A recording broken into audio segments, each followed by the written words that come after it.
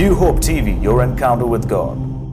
ಪ್ರಿಯ ಸಹೋದರ ಸಹೋದರಿಯರೇ, ನಾವು ಧ್ಯಾನ ಮಾಡ್ತಾ ಇರೋದು ಕಾಲಗಳ ಬಗ್ಗೆ, ಸಮಯಗಳ ಬಗ್ಗೆ. ನಾನು ನಂಬ್ತೇನೆ ಈ ವಾಕ್ಯ ನಿಮಗೆ ನನಗೆ ತುಂಬ ಆದರಣೆ ಕೊಡುತ್ತೆ. ಯಾಕೆಂದರೆ ನಾವಿರುವುದೇ ಕಾಲಗಳಲ್ಲಿ.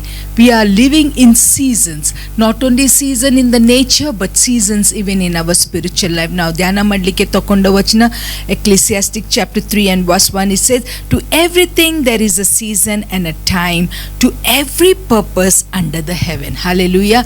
ಎಲ್ಲ ವಿಷಯಕ್ಕೆ ಒಂದು ಸಮಯ ಇದೆ. ನಮ್ಮ ದೇವರು ಒಂದು ಸಮಯವನ್ನು ಇಟ್ಟಿದ್ದಾನೆ. ನಾವು ಕಲಿತಾ ಇದ್ದೇವೆ ಅಂದರೆ ಆದಿಕಾಂಡ 8ನೇ ಅಧ್ಯಾಯದಲ್ಲಿ ನಾವು ಧ್ಯಾನ ಮಾಡ್ತಾ ಇದ್ದೇವೆ.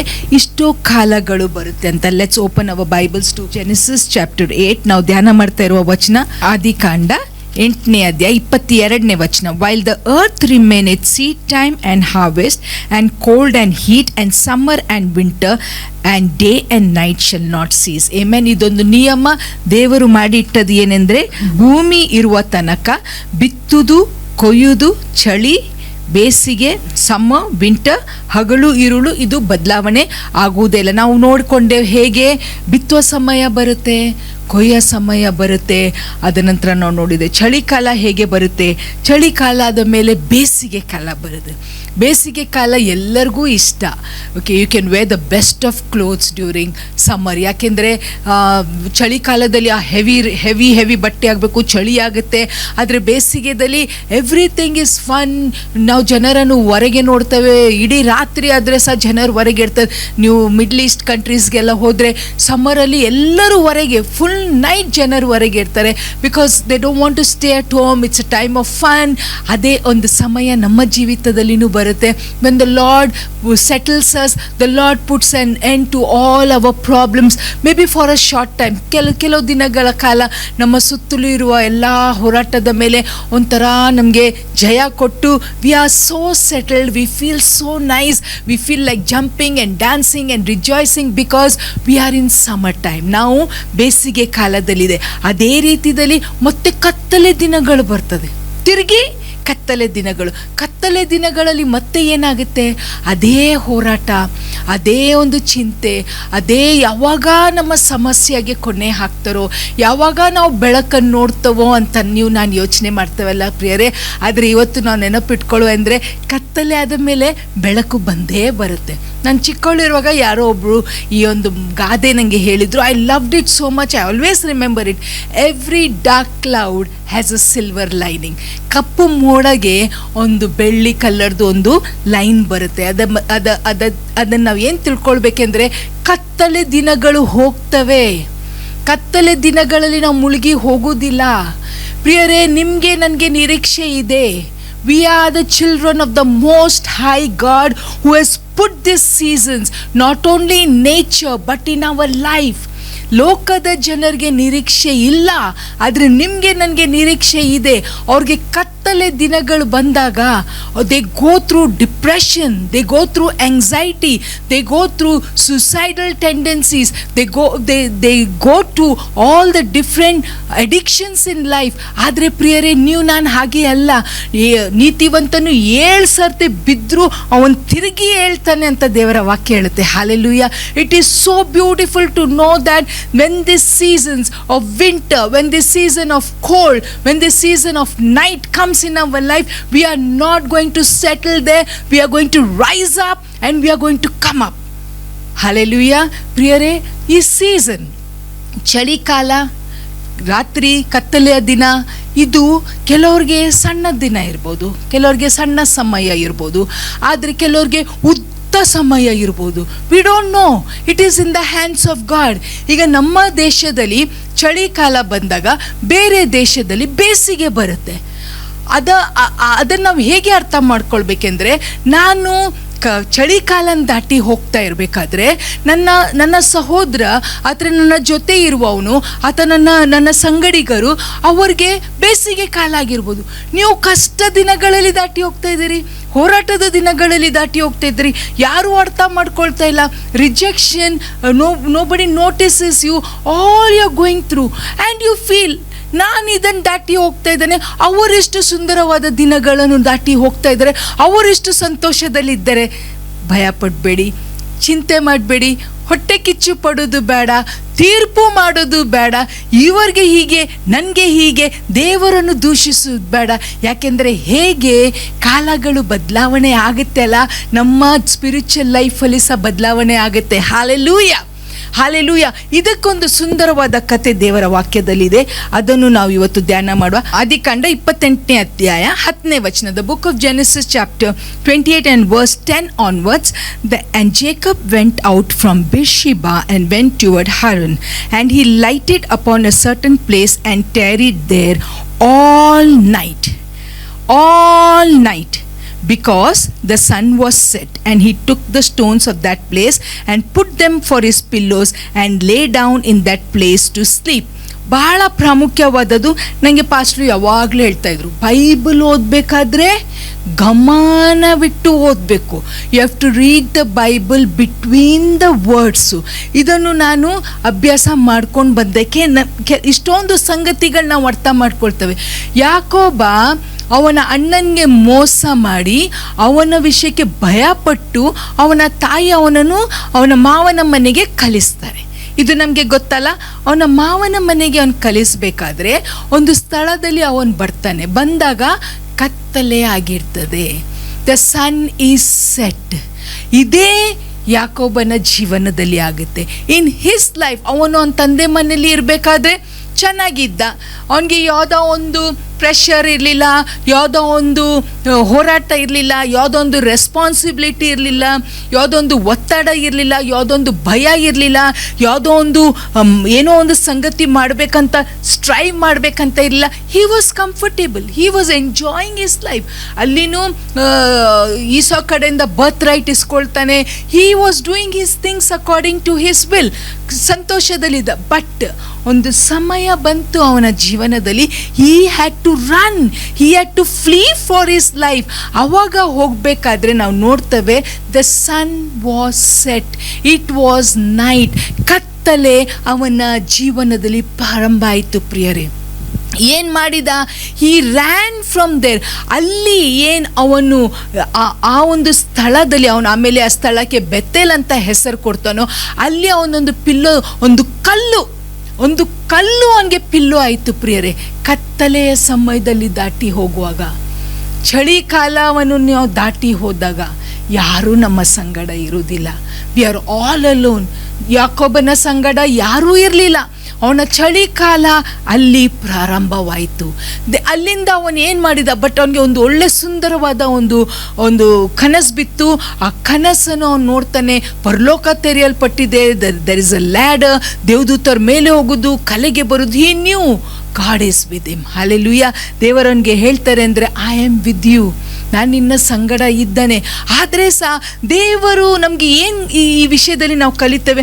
ನೆಕ್ಸ್ಟ್ ವಚನ ನಾವು ಓದ್ಕೊಂಡ್ರೆ, and he dreamt and behold a ladder set up on the earth and the top of it reach to heaven and behold the angels of God ascending and descending and behold the Lord stood above it and said, I am the Lord God of Abraham thy father and the God of Isaac. The land wherein thou liest thee I will give it to you and thy seed.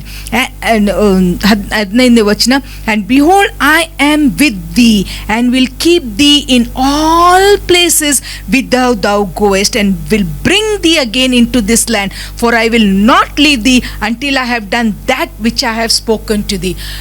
ನಾನು ಒಂದು request ಮಾಡ್ಕೊಳ್ತೇನೆ ಅಂದರೆ 28:15 ನಿಮ್ಮ ಬೈಬಲಲ್ಲಿ mark ಮಾಡ್ಕೊಂಡು ಬಿಡ್ರಿ ಪ್ರಿಯರೇ, mark ಮಾಡ್ಕೊಂಡು ಬಿಡ್ರಿ. ಯಾಕೆಂದರೆ ದೇವರು ವಾಗ್ದಾನ ಮಾಡ್ತಾರೇನೆಂದರೆ, I will be with the.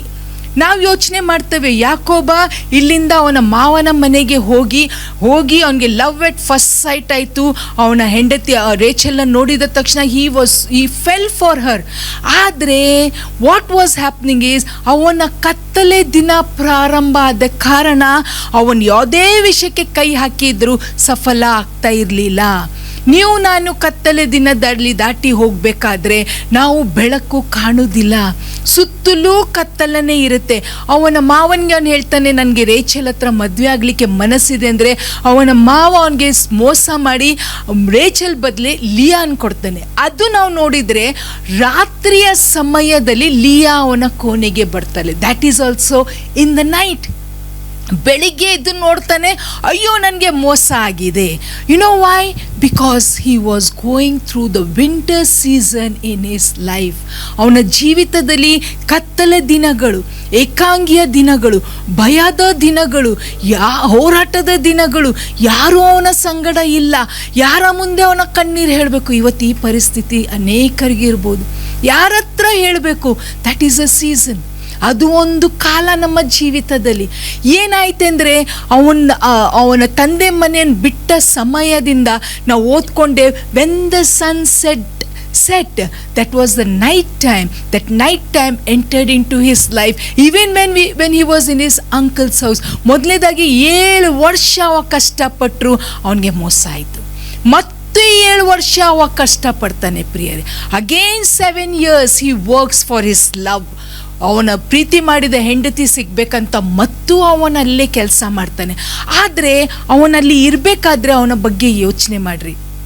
ಅವನನ್ನು ಪ್ರೀತಿ ಮಾಡುವವರು ಯಾರಿದ್ದಾರೆ? ಅವನ ಸುಖ ದುಃಖ ಕೇಳುವವರು ಯಾರಿದ್ದಾರೆ? ಅವನ ಹೋರಾಟ ಏನು ಆಗ್ತಾ ಇದೆ ಅಂತ ಕೇಳುವವರು ಯಾರಿದ್ದಾರೆ? ಅವನಿಗೆ ಫ್ರೀಡಮ್, ಲಿಬರ್ಟಿ ಇಲ್ಲವೇ ಇಲ್ಲ. ಯಾಕೆಂದರೆ ಹಿಸ್ ಮಾವ, ಅವನ ಅಂಕಲ್ ಅವನ ಮೇಲೆ ಬಾಸ್ ಆಗಿದ್ದಾನೆ. He was just working they, tending his flax. That is the season he was all alone. ಪ್ರಿಯರೇ, ಅನೇಕ ಸರ್ತೆ ನಮ್ಮ ಜೀವನದಲ್ಲಿ ಇದಾಗುತ್ತೆ. When we go through winter, when we go through cold season, we are all alone. ಎಲ್ಲರೂ ಮುಂದೆ ಹೋದರು, ಎಲ್ಲರೂ ಎಲ್ಲ ಎಸ್ಟಾಬ್ಲಿಷ್ ಮಾಡಿಕೊಂಡ್ರು, ಎಲ್ಲರೂ ಸೆಟ್ಲ್ ಆದರು, ಎಲ್ಲರೂ ಮೇಲೆ ಬಂದರು, ನಾವಿನ್ನೂ ಇಲ್ಲೇ ಇದ್ದೇವೆ.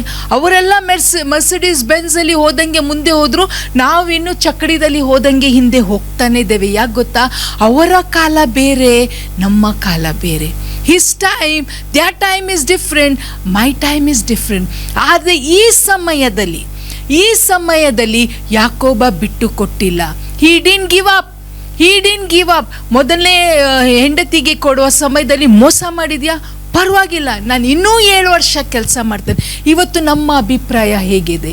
When we are going through dark days, ಈಗ ನಾವು ನೋಡ್ತೇವೆ ಅನೇಕರು ಕೆಲಸ ಕಳ್ಕೊಂಡಿದ್ದಾರೆ, ಅನೇಕರು ಮನೆ ಬಿಟ್ಟು ಹೋಗಬೇಕಾಗುತ್ತೆ. ಯಾಕೆಂದರೆ ರೆಂಟ್ ಕೊಡಲಿಕ್ಕೆ ಆಗ್ತಾ ಇಲ್ಲ. ಅನೇಕರಿಗೆ ನಾಳೆದು ಭಯ ಇದೆ.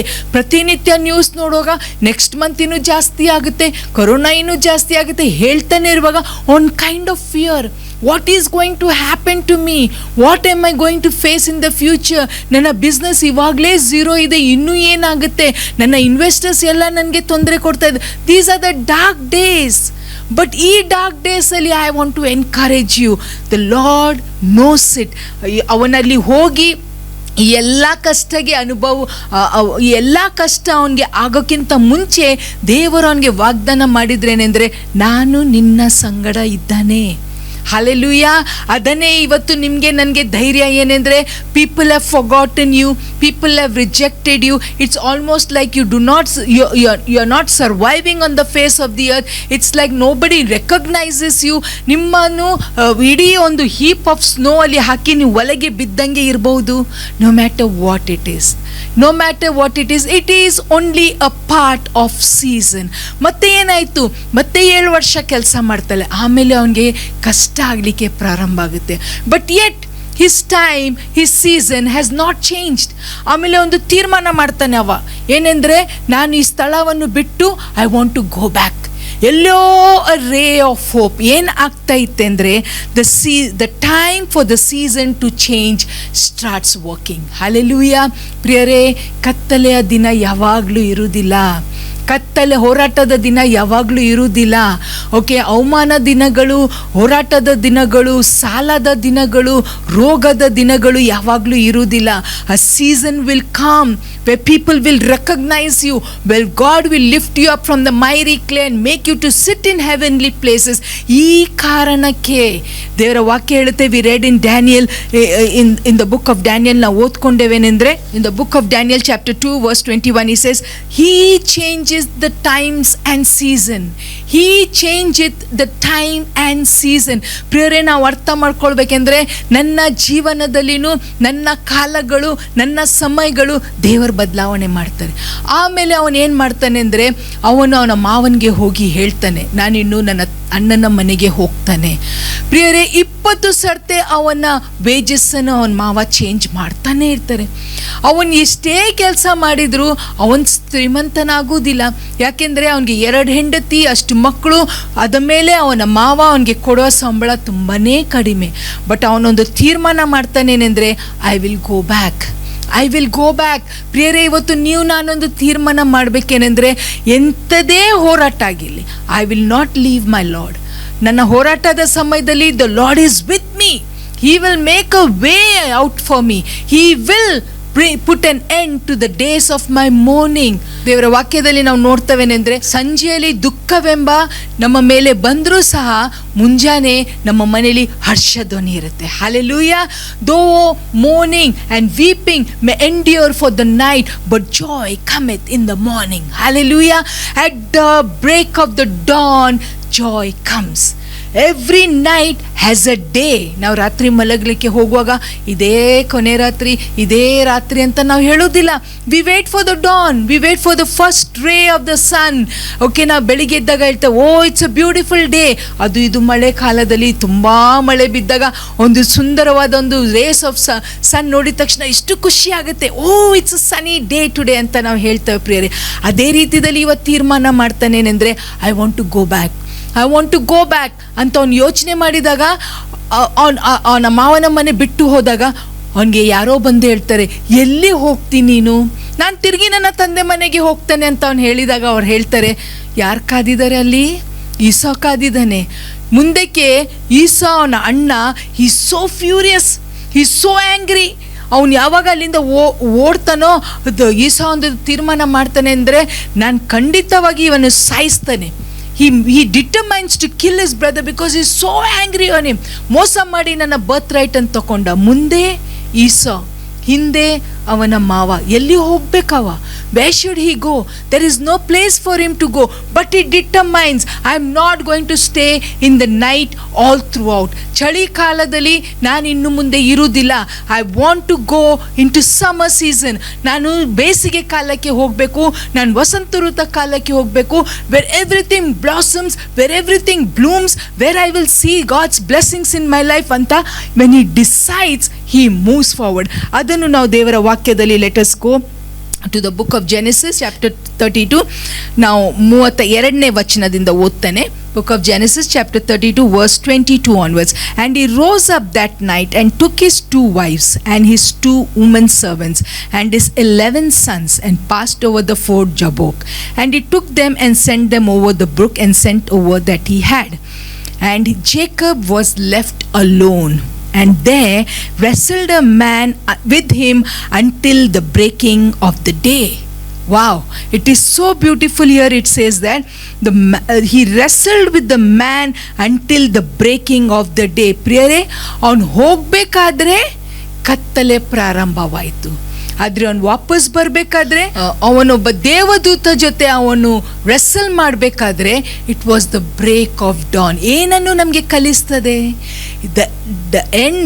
The end of the night was coming. The end of the winter season was coming, and the ray of the dawn was falling upon him. ಸುಂದರವಾಗಿ ಇಲ್ಲಿ ಬರ್ದಿದೆ ಅಂದರೆ, he was wrestling with that man till the dawn of the day.